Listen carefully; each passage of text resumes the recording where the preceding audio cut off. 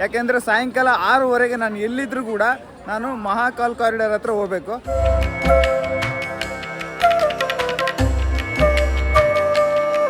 ಸಾಯಂಕಾಲ 6:30 ಅರಸಿದ್ಧಿ ಮಾತಾ ಶಕ್ತಿಪೀಠ ಟೆಂಪಲ್ ಹತ್ರ ಆರತಿ ನಡೆಯುತ್ತಂತೆ. ಆ ಆರತಿ ನೋಡೋದಕ್ಕೆ ಹೋಗ್ತಾ ಇದ್ದೀನಿ.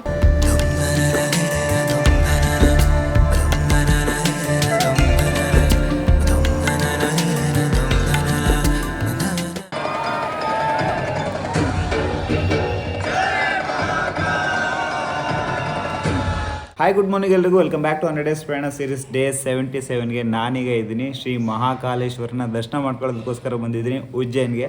ಫಸ್ಟು ನಾವು ಮಹಾಕಾಲೇಶ್ವರನ ದರ್ಶನ ಮಾಡ್ಕೊಳ್ಳೋದಕ್ಕಿಂತ ಮುಂಚೆ ಕಾಲಭೈರವ ಮಂದಿರ್ಗೆ ಹೋಗಬೇಕು. ಅಲ್ಲಿ ದರ್ಶನ ಮಾಡ್ಕೊಂಡು ಆಮೇಲೆ ಹೋಗ್ಬೇಕಂತೆ. ಟೈಮ್ ಈಗ 2 ಗಂಟೆ ಆಗೈತೆ. ಇಷ್ಟೊತ್ತು ಸ್ವಲ್ಪ ಬಟ್ಟೆ ಗಿಟ್ಟೆ ಎಲ್ಲ ಒಗೆವಿದ್ದು ಅವನ್ನೆಲ್ಲ ಒಗೆದು ಮೇಲೆ ಹಾಕಿ ಸ್ವಲ್ಪ ಸ್ನಾನ ಮಾಡಿಕೊಂಡು ಫ್ರೆಶ್ ಆಗಿ ಈಗ ನಾನು ದೇವಸ್ಥಾನಕ್ಕೆ ಹೋಗ್ತಾ ಇದ್ದೀನಿ. ಇಲ್ಲಿಂದ 1.5 ಕಿಲೋಮೀಟ್ರು ಶ್ರೀ ಮಹಾಕಾಲೇಶ್ವರನ ಮಂದಿರು. ಕಾಲಭೈರವ ಮಂದಿರ ಬಂದ್ಬಿಟ್ಟು ಇಲ್ಲಿಂದ 6 ಕಿಲೋಮೀಟ್ರ್ ಐತೆ. ರ್ಯಾಪಿಡೋ ಬುಕ್ ಮಾಡ್ಕೊಂಡು ಹೋಗೋಣ. ಈಗ ನೋಡ್ತಾ ಇದ್ರಲ್ಲ, ಇದೇ ನನ್ನ ರೂಮು. ಇದೊಂದೇ ಅಲ್ಲ, ಹಿಂಗೆ ಒಳಗಡೆ ಹೋದರೆ ಇಲ್ಲಿ ಕಿಚನಲ್ಲಿ ನಾನು ಬ್ಯಾಗ್ ಇಟ್ಟಿದ್ದೀನಿ. ಇನ್ನು ಇದು ವಾಶ್ರೂಮು, ಈ ಕಡೆ ಒಂದು ದೊಡ್ಡ ರೂಮು ಆಯಿತಾ. ಟೋಟಲಾಗಿ 2 ರೂಮ್ ಇದ್ದಾವೆ ನನಗೆ. ಸೊ ತುಂಬ ಖುಷಿ ವಿಚಾರ ಅಂದರೆ ಇಲ್ಲಿರೋ ಓನರು ತುಂಬ ಫ್ರೆಂಡ್ಲಿ. ಅವ್ರು ನನಗೆ ನನ್ನ ರಾತ್ರಿ ನಾನು ಕಾಲ್ ಮಾಡಿದಾಗ ಅವರೇ ನನಗೆ ರೈಲ್ವೆ ಸ್ಟೇಷನ್ ಹತ್ರ ಬಂದು ಪಿಕಪ್ ಮಾಡ್ಕೊಂಡು ಬಂದು ಇಲ್ಲಿ ಜಸ್ಟ್ 500 ರೂಪೀಸ್ ಚಾರ್ಜ್ ಮಾಡಿದ್ರು. ಈ ದೊಡ್ಡ ರೂಮ್ ಕೊಟ್ಟಿದ್ದಾರೆ. ಆ್ಯಕ್ಚುಲಿ ನಾನು ಕೆಳಗಡೆ ರೂಮಲ್ಲಿದ್ದೆ, ಅಲ್ಲಿ 2 ಮಂಚ ಇದ್ವು.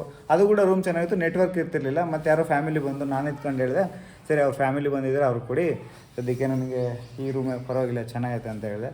ಬಟ್ ಓನರ್ ಮಾತ್ರ ತುಂಬ ಫ್ರೆಂಡ್ಲಿನಪ್ಪ.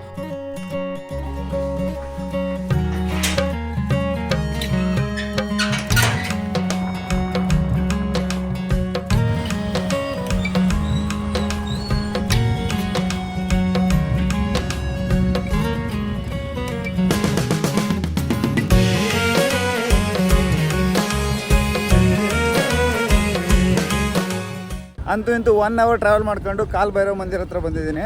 ಏನು ಟ್ರಾಫಿಕ್ ಗೊತ್ತಾ, ರ್ಯಾಪಿಡೋದಲ್ಲಿ ಬರ್ತಾ ಇದ್ದೀನಲ್ಲ, ಆ ಅಣ್ಣ ಪಾಪ ಏನು ಆಗೋದಂಗೆ ಹೋಗ್ತಾವನೆ. 2 ಹತ್ರ ಮಿಸ್ ಆಕ್ಸಿಡೆಂಟ್ ಆಗಬೇಕಿತ್ತು, ಅಂದರೆ ಟಚ್ ಆಗಬೇಕಿತ್ತು. ಏನು ಗತಿ, ಟಚ್ ಆಗಿದ್ದೀನಿ. ಒಂದು ಸರಿ ರ್ಯಾಪಿಡೋನೇ ಮಾಡ್ಬೋದು ಅಂದ್ಬಿಡ್ತು ಮಧ್ಯಪ್ರದೇಶಲ್ಲಿ.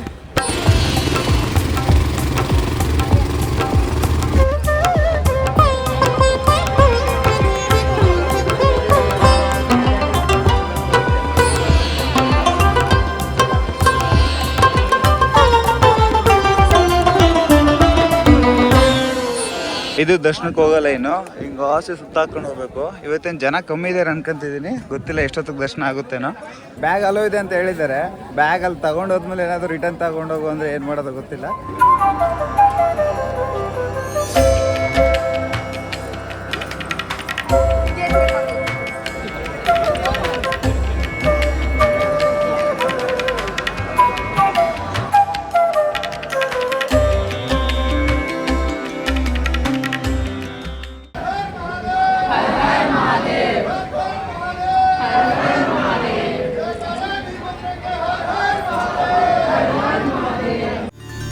शिव शंकराय शुद्धाय नीलकंठाय धीमहि भक्तवांछितदातारं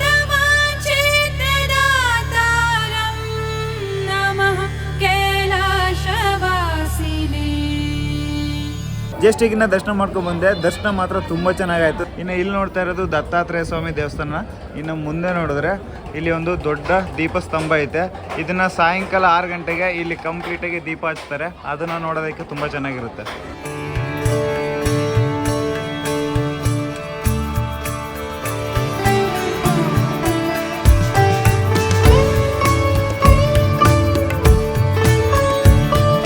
ಈಗ ನಾನು ಇಲ್ಲಿಂದ 6.5 ಕಿಲೋಮೀಟ್ರ್ ಹೋಗಬೇಕು ಶ್ರೀ ಮಹಾಕಾಲೇಶ್ವರ ಟೆಂಪಲ್ ಹತ್ರ. ಇಲ್ಲಿಂದ ಈಗ ಆಟೋ ಆದರೂ ಹೋಗಬೇಕು, ಇಲ್ಲಾಂದ್ರೆ ರ್ಯಾಪಿಡೋ ಮಾಡ್ಕೊಂಡು ಹೋಗ್ತೀನಿ. ಆಪ್ಷನ್ ಇಲ್ಲ. ಆಟೋ ಏನಾದರೂ ಫೆಸಿಲಿಟಿ ಇದಾವೇನೋ ಗೊತ್ತಿಲ್ಲ. ಬಟ್ ನಿಜವಾಗ್ಲೂ ಇನ್ನೊಂದ್ಸರಿ ಹೇಳ್ತಿದ್ದೀನಿ, ದರ್ಶನ ಮಾತ್ರ ತುಂಬ ಚೆನ್ನಾಗಾಯಿತು. ಕಾಸೆ ಹರಿಯಾಣ ಸೇ ಅಚ್ಚಾ, ಹರಿಯಾಣದಿಂದ ಯಾರೋ ಸಿಕ್ಕಿದ್ದಾರೆ. दर्शन अच्छे से हो गए ना? बहुत बढ़िया. जय श्री महाकाल. जय महाकाल. इधर से मेन टेम्पल जा रहे हैं ना? हाँ, अब यहाँ से महाकाल. अच्छा अच्छा.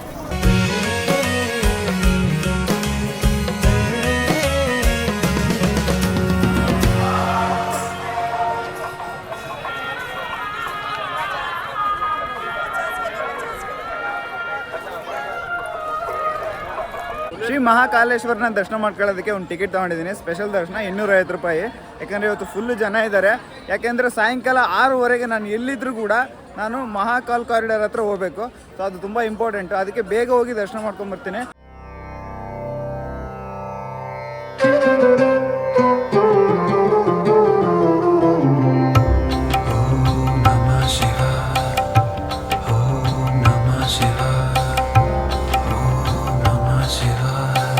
ನಾನೀಗ ಬಂದಿರೋದು 12 ಜ್ಯೋತಿರ್ಲಿಂಗಗಳಲ್ಲಿ ಒಂದಾಗಿರೋ ಒಂದು ಶ್ರೀ ಮಹಾಕಾಲೇಶ್ವರ ಜ್ಯೋತಿರ್ಲಿಂಗದ ಹತ್ರ. ಈಗ ನನ್ನ ಮುಂದೆ ನೋಡ್ತಾ ಇದ್ರಲ್ಲ, ಇದು ಬಂದ್ಬಿಟ್ಟು ಮಹಾಕಾಲೇಶ್ವರ ಮಂದಿರ, ಇದು ಬಂದ್ಬಿಟ್ಟು ಶ್ರೀ ಓಂಕಾರೇಶ್ವರ ಮಂದಿರ.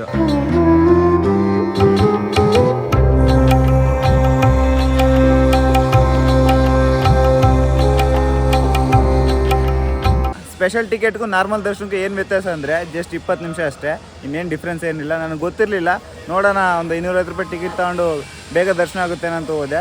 ಕರೆಕ್ಟಾಗಿ ಒಂದು 20 ನಿಮಿಷದಲ್ಲಿ ದರ್ಶನ ಮಾಡ್ಕೊಬಂದ್ಬಿಟ್ಟೆ. ಸೊ ದರ್ಶನ ಮಾತ್ರ ತುಂಬ ಚೆನ್ನಾಗಾಯಿತು. ನಾನು ಫಸ್ಟ್ ಟೈಮ್ ಬರ್ತಾ ಇರೋದು ಈ ಉಜ್ಜಯಿನ್ಗೆ. ಇನ್ನು ಯಾವತ್ತಾದರೂ ಫ್ಯೂಚರಲ್ಲಿ ಒಂದಿನ 12 ಜ್ಯೋತಿರ್ಲಿಂಗಗಳನ್ನ ನಿಮಗೆ ಒಂದೇ ಸಾರಿ ತೋರಿಸೋದಕ್ಕೆ ಟ್ರೈ ಮಾಡ್ತೀನಿ.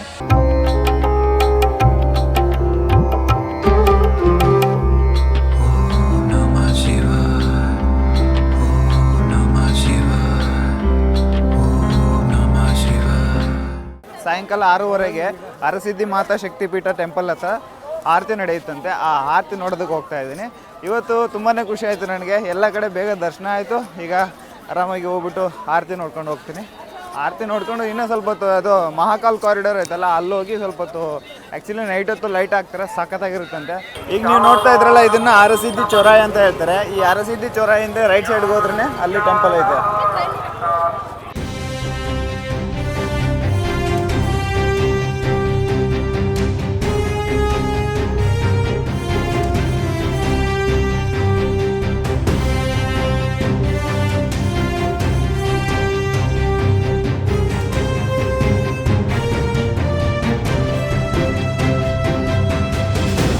ಇದೇ ಟೆಂಪಲ್ಲು. ಈ ಟೆಂಪಲ್ ಮುಂದೆ 2 ದೀಪ ಕಂಬಗಳಿದ್ದಾವೆ. ಆ ದೀಪ ಕಂಬದ ಮೇಲೆ ಎಲ್ಲಿ ಹತ್ತಿ ಅವರು ದೀಪಕ್ಕೆ ಎಲ್ಲ ರೆಡಿ ಮಾಡ್ತಾ ಇದ್ದಾರೆ ನೋಡಿ. ಸಾಯಂಕಾಲ ಕರೆಕ್ಟಾಗಿ 6 ಗಂಟೆಗೆ ಇಲ್ಲಿ ದೀಪ ಹಚ್ತಾರೆ.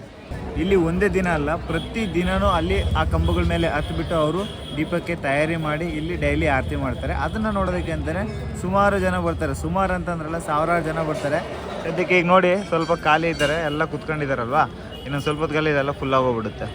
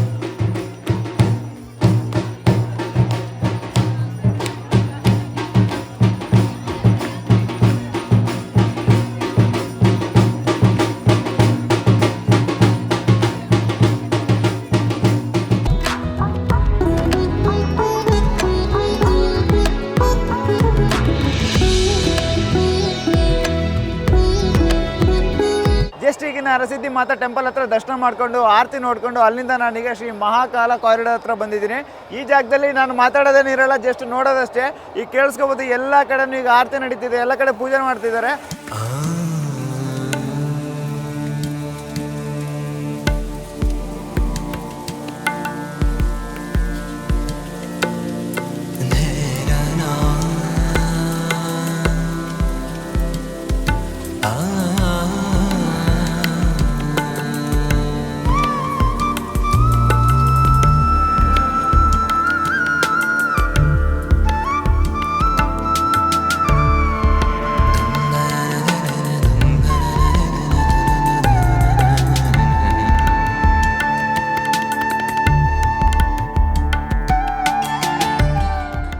ಈಗ ನಾನು ಹೋಗ್ತಾ ಇದ್ದೀನಿ ರುದ್ರಸಾಗರ್ ಮೇಲೆ ಕಟ್ಟಿರೋ ಒಂದು ಬ್ರಿಡ್ಜ್ ಮೇಲೆ. ಈ ಕಡೆಯಿಂದ ನೋಡಿದ್ರೆ ಕಂಪ್ಲೀಟಾಗಿ ರುದ್ರಸಾಗರ ಕಾಣುತ್ತೆ.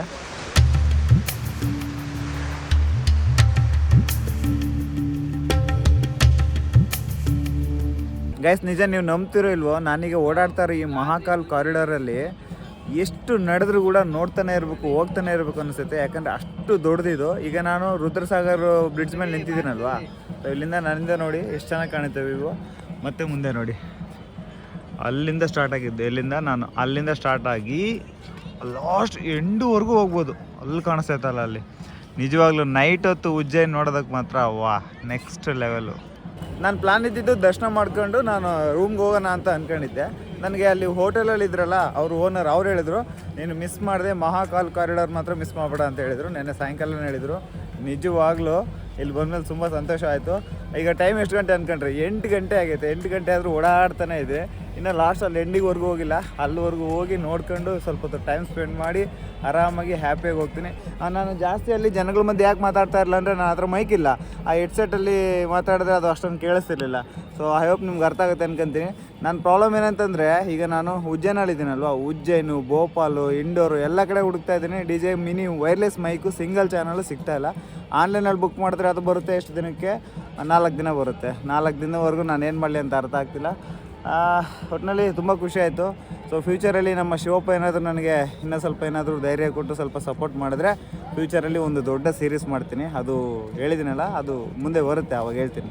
ರುದ್ರಸಾಗರದಲ್ಲಿರೋ ಬ್ರಿಡ್ಜು ಸೈಡ್ ವ್ಯೂ ಹೆಂಗಿರುತ್ತೆ ಅಂತ ನಿಮ್ಗೆ ತೋರಿಸ್ತೀನಿ.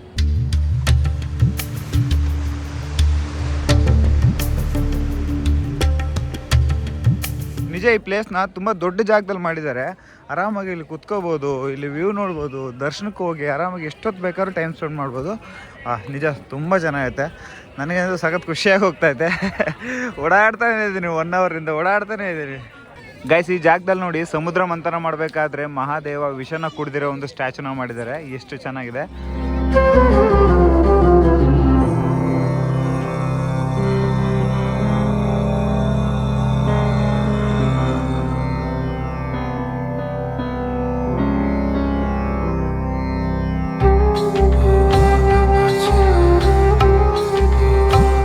ಈಗ ಮೇನ್ ಟಾಸ್ಕು ಇಲ್ಲಿ ಲೇಸರ್ ಶೋ ಐತೆ. ಆ ಲೇಸರ್ ಶೋ ನೋಡೋದಕ್ಕೆ ಹೋಗ್ತಾ ಇದ್ದೀನಿ.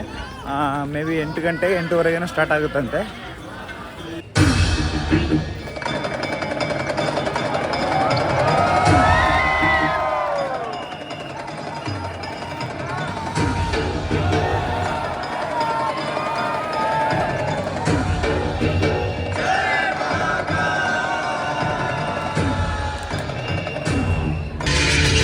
उज्जैन, जिसे संस्कृत साहित्य में अवंतिका, विशाला, कुशस्थली, पद्मावती, कनक श्रृंगा, स्वर्ण श्रृंगा, प्रतिकल्पा, कुमुदवती और अमरावती के नाम से पुकारा गया।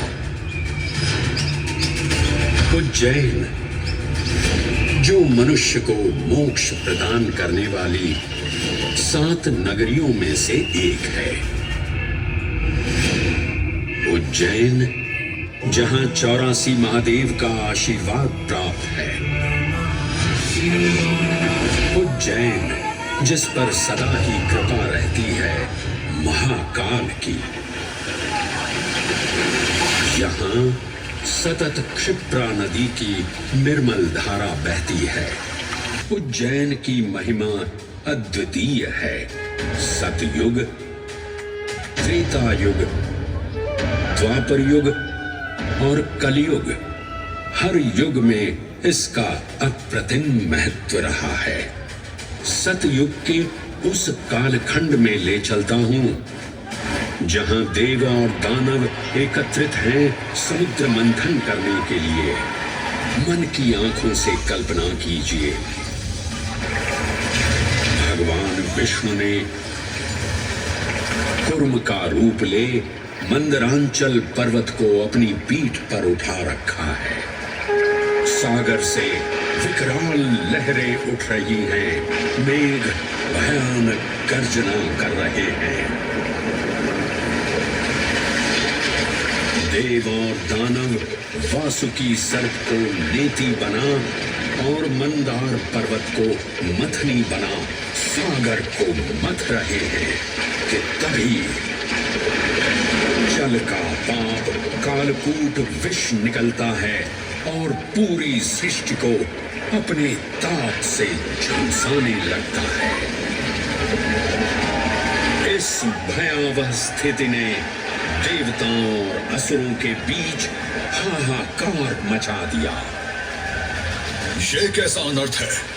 लक्ष्य था अमृतत्व का, पर अब मृत्यु की विकराल छवि हमारी आंखों के समक्ष मंडरा रही है। इस भयंकर संकट से केवल वही उद्धारकर्ता मुक्ति दिला सकते हैं जो समस्त विश्व के परम संरक्षक हैं। तभी सब महादेव की शरण में जाते हैं और पुकार लगाते हैं, ओम नमो भगवते रुद्राय। और फिर तुष्टा महादेव भक्तों की गुहार सुनते हैं, कैलाश से उतरते हैं, विष को अपनी अंजुलि में भर अपने कंठ में धारण करते हैं।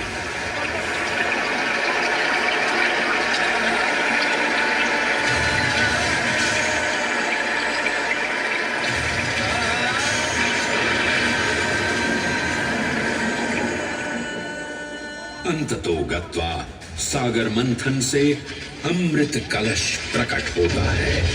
जैसे ही अमृत प्रकट हुआ, दानवों ने इसे केवल अपने आधिपत्य में लेने की आकांक्षा प्रकट की और संघर्ष छिड़ गया।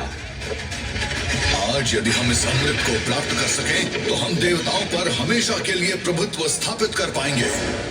अमृत अपात्र हाथों में ना जा पाए, क्योंकि ये अपनी शक्ति का असीम दुरुपयोग करेंगे। इस अराजकता के परिणाम स्वरूप अमृत की कुछ बूंदें छलकी और पृथ्वी तक पहुंच गई। 4 स्थलों पर स्पर्श हुआ इन बूंदों का, हरिद्वार, प्रयागराज, नासिक और उज्जैन। अमृत की इन्हीं बूंदों के कारण उज्जैन में हर 12 वर्ष पर कुंभ सिंहस्थ मेले का आयोजन होता है। ನೋಡಿದ್ರ ಲೇಸರ್ ಶೋ ಹೆಂಗಿತ್ತು? ನಾನಂತೂ ನೋಡೋಕ್ಕಾಗಲಿಲ್ಲ, ಯಾಕಂತಂದ್ರೆ ಫುಲ್ ಜನ ಇದ್ರು. ನಾನು ಹಿಂದೆಗಡೆ ನಿಂತ್ಕೊಂಡಿದ್ದೆ, ಟ್ರೈಪಾಡಲ್ಲಿ ಹಿಡ್ಕೊಂಡು ನಿಂತಿದ್ದೆ. ಫುಲ್ಲು ಕೈಯೆಲ್ಲ ನೋವು ಬಂದ್ಬಿಡ್ತು. ಬಟ್ ತುಂಬ ಚೆನ್ನಾಗಿತ್ತು, ಯಾಕಂತಂದರೆ ನಾವು ಉಜ್ಜೈನ್ ಬಗ್ಗೆ ತಿಳ್ಕೊಂಡಿದ್ದಾಗಲಿ, ಮತ್ತು ಭಗವಾನ್ ಶ್ರೀಕೃಷ್ಣ ಪರಮಾತ್ಮ ಬಂದು ವಿದ್ಯಾಭ್ಯಾಸ ಮಾಡಿದ್ದಾಗಲಿ, ಸಮುದ್ರ ಮಂಥನ ಆಗಲಿ, ತುಂಬ ಸ್ಟೋರೀಸ್ ಎಲ್ಲ ಹೇಳಿದ್ರು. ಚೆನ್ನಾಗಿತ್ತು. ಐ ಹೋಪ್ ನಿಮ್ಗೆ ಇಷ್ಟ ಆಯಿತು ಅನ್ಕೊಂತೀನಿ. ಈ ವಿಡಿಯೋದಲ್ಲಿ ಆಲ್ಮೋಸ್ಟ್ ಅಲ್ಲೆಲ್ಲ ವಿಜುವಲ್ಸೇ ಇದ್ದಾವೆ, ನಾನು ಮಾತಾಡೋದೇ ಕಮ್ಮಿ ಆಗುತ್ತೆ. ಬಟ್ ಈಗ ಇಲ್ಲಿಂದ ಹೋಗ್ತಾ ಇದ್ದೀನಿ ನಾನು. ಈಗ ನೀವು ನೋಡ್ತಿರೋ ಈ ಫೌಂಟೇನಲ್ಲಿ ಮಾತೆ ಪಾರ್ವತಿ ದೇವಿ ಗಣೇಶನ ಮತ್ತು ಸುಬ್ರಹ್ಮಣ್ಯನ ಹಿಡ್ಕೊಂಡು ನಿಂತಿರೋದನ್ನ ನೋಡ್ಬೋದು.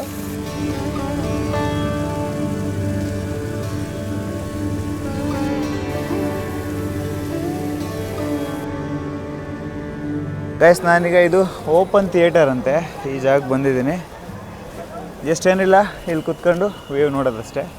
ಕಂಪ್ಲೀಟಾಗಿ ಟೆಂಪಲ್ಸ್ ಎಲ್ಲ ಕಾಣ್ತವೆ, ರುದ್ರಸಾಗರ ಕಾಣುತ್ತೆ. ಓಕೆ, ಇಲ್ಲಿ ನೋಡ್ತಾ ಇದ್ರಲ್ಲ, ಗಣೇಶ ಇಲ್ಲಿ ಡ್ಯಾನ್ಸ್ ಆಡ್ತಾ ಇರೋ ಒಂದು ಸ್ಟ್ಯಾಚುನ ನೋಡ್ಬೋದು. ಎಷ್ಟು ಚೆನ್ನಾಗೈತೆ. ಮತ್ತು ಈ ಕಡೆ ಲೆಫ್ಟ್ ಸೈಡ್ ನೋಡಿದ್ರೆ ಇಲ್ಲಿ ಸುಬ್ರಹ್ಮಣ್ಯ ಸ್ವಾಮಿ ನಿಂತಿರೋ ಸ್ಟ್ಯಾಚು ನೋಡ್ಬೋದು, ಆಯಿತಾ. ಮತ್ತು ಈ ಕಡೆ ನೋಡಿದ್ರೆ ಇಲ್ಲಿ ರಥದ ಮೇಲೆ ಮಹಾದೇವ ಯುದ್ಧ ಮಾಡ್ತಾ ಇರೋದು, ಇಲ್ಲಿ ರಾಕ್ಷಸರ ಮೇಲೆ ಯುದ್ಧ ಮಾಡ್ತಾ ಇರೋ ಜಾಗ ಇದು. ಉಜ್ಜೈನ್ ಅಂತ ಈ ದೊಡ್ಡ ಮಹಾನಗರಿಲಿ ಇಂಥ ಈ ದೊಡ್ಡ ಒಂದು ಮಹಾಕಾಲ್ ಕಾರಿಡಾರ್ ಮಾಡಿದ್ರಲ್ಲ, ಅವ್ರಿಗೆ ಹ್ಯಾಟ್ಸ್ ಆಫು. ನಿಜವಾಗ್ಲೂ ಟೂರಿಸ್ಟ್ಗಳು ಮೊದಲು ಸ್ವಲ್ಪ ಕಮ್ಮಿ ಬರ್ತಾಯಿದ್ರಂತೆ. ಅಂದರೆ ಎಕ್ಸಾಂಪಲ್ಲು ಭಕ್ತಾದಿಗಳು ಬರ್ತಿದ್ರು. ನನಗೆ ಓನರ್ ಹೇಳಿದ್ದು, ಯಾವಾಗ ಈ ಮಹಾಕಾಲ್ ಕಾರಿಡಾರ್ ಮಾಡಿದ್ರು ಟೂರಿಸ್ಟ್ಗಳು ಹೆವಿಯಾಗಿ ಹೋಗ್ಬಿಟ್ಟವ್ರೆ. ಇನ್ನು ಸಾಟರ್ಡೆ ಸಂಡೇ ಅಂತೂ ಓಡಾಡೋಕ್ಕಾಗಲ್ಲ ಈ ಜಾಗದಲ್ಲಿ, ಅಷ್ಟು ಜನ ಬಂದಿರ್ತಾರೆ. ಓಕೆ, ನಾನು ಎಲ್ಲ ಕಂಪ್ಲೀಟಾಗಿ ಎಲ್ಲ ಸುತ್ತಿದೆ, ನಾನು ನಿಮ್ಗೆ ತೋರಿಸಿದ್ದೀನಿ ಅನ್ಕೊಂತೀನಿ. ನಿಮ್ಗೆ ಏನು ಅನ್ನಿಸ್ತು ಅಂತ ಹೇಳ್ಬಿಟ್ಟು ಮಿಸ್ ಮಾಡಿದೆ ಒಂದು ಲೈಕು ಶೇರು ಸಬ್ಸ್ಕ್ರೈಬು ಮಾಡಿ. ನೀವು ಯಾರಾದರೂ ನನ್ನ ಇನ್ಸ್ಟಾಗ್ರಾಮಲ್ಲಿ ಫಾಲೋ ಆಗಿಲ್ಲ ಅಂದರೆ ಫಾಲೋ ಆಗಿ. ನೀವು ಫಾಲೋ ಆಗಿದ್ದರೆ ನೀವು ನೋಡಬೇಕು ಅಂತಂದರೆ ಇಲ್ಲಿರೋ ಫೋಟೋಸು ಕೆಲವು ವೀಡಿಯೋಸ್ ಎಲ್ಲ ನಾನು ಇನ್ಸ್ಟಾಗ್ರಾಮಲ್ಲಿ ಕೂಡ ಪೋಸ್ಟ್ ಮಾಡ್ತೀನಿ. ಸೊ ಫಾಲೋ ಆಗಿ, ಅರುಣ್ ಟ್ರಾವೆಲ್ ಸ್ಟೋರೀಸ್ ಅಂತ. ಓಕೆ, ನೀವು ನೋಡ್ತಾ ಇದ್ರಲ್ಲ, ಇದು ಮಹಾಕಾಲ್ ಕಾರಿಡಾರ್ನ ಎಂಟ್ರೆನ್ಸು. ನಾನು ಇಲ್ಲಿಂದ ಬಂದಿದ್ದು. ಎಂಟ್ರೆನ್ಸ್ ಎಷ್ಟು ದೊಡ್ಡದಾಗಿದೆ ಇದು. ನಾನು ಆ ಕಡೆಯಿಂದ ಬಂದಿದ್ದಲ್ವಾ, ಈಗ ಎಕ್ಸಿಟ್ ಹಿಂಗೆ ಹಾಸಿ ಹೋಗ್ಬೋದು ಹಿಂಗೆ ಹೊರಗಡೆ. ಇಲ್ಲಿ ಒಂದು ಪುಟ್ಟ ಗಣೇಶನ ವಿಗ್ರಹ ನೋಡ್ಬೋದು. ಇಲ್ಲಿ ಪ್ರಾಬ್ಲಮ್ ಏನು ಗೊತ್ತಾ, ಯಾರು ಯಾವ ಕಡೆಯಿಂದ ಬಂದು ಗೊತ್ತಾರೋ ಗೊತ್ತಿಲ್ಲ. ನೋಡಿ ಅಣ್ಣ ಹೆಂಗೆ ಬರ್ತಾನೆ. ನಾನು ರ್ಯಾಪಿಡೋದಲ್ಲಿ ಇವತ್ತು ಸಾಕತ್ತು ಭಯ ಬಿದ್ದುಬಿಟ್ಟಿದ್ದೀನಿ. ಯಾವುದಾದ್ರೂ ಹೋಟ್ಲಿಗೆ ಹೋಗಿ ಊಟ ಮಾಡೋಣ ಅಂತ ಓಡಾಡ್ತಾ ಇದ್ದೀನಿ. ಗಾಡಿಯವ್ರು ಮಾತ್ರ ಭಯಂಕರ ಹೊಡಿತಾರಪ್ಪ ಗಾಡಿ ಮಾತ್ರ ನಿಜ 2 ಸರಿ ಮಿಸ್ ಆಗಿದ್ದೀನಿ ಇವತ್ತು. ಯಾವುದೋ ಹೋಟೆಲಿಗೆ ಬಂದಿದ್ದೀನಿ, ಲೈಟೆಲ್ಲ ಜೋರಾಗಿ ಹಾಕವ್ರೆ. 100 ರೂಪಾಯಿ ತಾಲಿ ಅಂತೆ, ಫುಲ್ ಊಟ ಕೊಡ್ತಾರಂತೆ. ನೋಡೋಣ ಏನೇನು ಕೊಡ್ತಾರಂತೆ. ಮೇ ಬಿ ರೋಟಿ, ಅನ್ನ, ಉಪ್ಪಿನಕಾಯಿ, 1-2-3 ಥರ ಪಲ್ಯ ಇರುತ್ತೆ. ಆಲ್ಮೋಸ್ಟ್ ಅಲ್ಲಿ ಅದೇ ಇರುತ್ತೆ, ನಾನು ಇನ್ನೇನು ಎಕ್ಸ್ಪೆಕ್ಟ್ ಮಾಡಲ್ಲ ಇಲ್ಲಿ. ಇಟ್ಸ್ ಓಕೆ, ಸ್ವಲ್ಪ ರೈಸ್ ಕೊಡ್ತಾರೆ, ಸ್ವಲ್ಪ ಖುಷಿ ಆಗುತ್ತೆ. ಇನ್ನು ರೋಟಿ ತಿಂತೀನಿ, ಸ್ವಲ್ಪ ಎನರ್ಜಿ ಬರುತ್ತೆ. ಸಬ್ಜಿ ತಿಂತೀನಿ, ಈ ಕಡೆ ಟೇಸ್ಟ್ ಗೊತ್ತಾಗುತ್ತೆ. ಉಪ್ಪಲ್ಲ, ಅಕ್ಕಿ ಯಾಕಂತ ತಿಂತಾರ? ಉಪ್ಪು ಮತ್ತು ಅಕ್ಕಿ ಮಿಕ್ಸ್ ಮಾಡಿದ್ದಾರೆ. ಯಾರೋ ಮಿಕ್ಸ್ ಮಾಡಿ ಹಾಕಿದ್ದಾರೆ, ಏನೋ ಗೊತ್ತಿಲ್ಲ. ನೋಡ್ರಪ್ಪ, ಇದೇ ತಾಲಿ. ಅನ್ನ ಕೊಟ್ಟಿದ್ದಾರೆ, ಇದೇನೋ ಒಂಥರ ಮೊಸರು ಥರ ಸಾಂಬಾರು. ಇದು ಸಾಂಬಾರು. ಈರುಳ್ಳಿ ಒಂದು ಅರ್ಧ kg ಈರುಳ್ಳಿ ಕೊಟ್ಟವ್ರೆ. ಇದು ಬಂದ್ಬಿಟ್ಟು ಉಪ್ಪಿನಕಾಯಿ, ರೋಟಿ 1 2 3 4 5 ರೋಟಿ ಇದ್ದಾವೆ.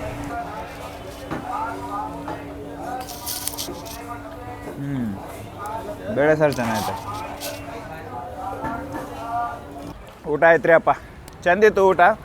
ನಾನು ರೇಟಿಂಗ್ ಕೊಡೋಕತ್ತೀನಿ 5ಕ್ಕೆ 2.5 ಅಷ್ಟೇ. 2.5 ಮೇಲೆ ಜಾಸ್ತಿ ಕೊಡೋಕೆ ಹೋಗಲ್ಲ. ಓಕೆ. ಸಾಂಬಾರುಗಳೇನು ಯಾವುವು ಏನು ಚೆನ್ನಾಗಿರಲಿಲ್ಲ. ಅದೊಂದು ಸ್ವಲ್ಪ ಬೇಳೆ ಸಾಂಬಾರಲ್ಲಿ ಸ್ವಲ್ಪ ಪರವಾಗಿಲ್ಲ, ಓಕೆ. ಒಳಗಡೆಯಿಂದ ಒಂದು ಹಾಕಿದಾರಲ್ಲಪ್ಪ.